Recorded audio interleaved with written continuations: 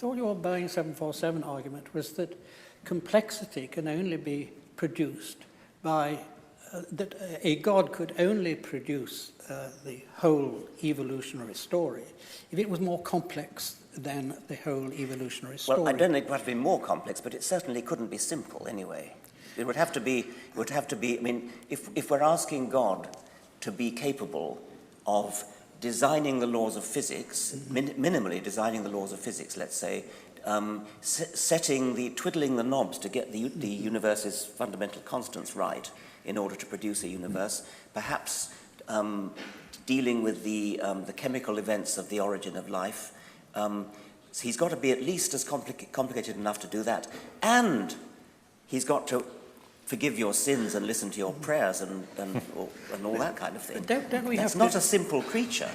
Don't we have to distinguish between two senses of complexity? Yes. And of simplicity. There is complexity of structure and complexity of function. Now, traditionally, theologians have said that God was simple, that is to say he had no structure, he was not spread out in space and time. But of course, in saying that he was omnipotent, they said that he had an enormous number of powers, an infinite number of powers. But there is a distinction between complexity of structure and complexity of function.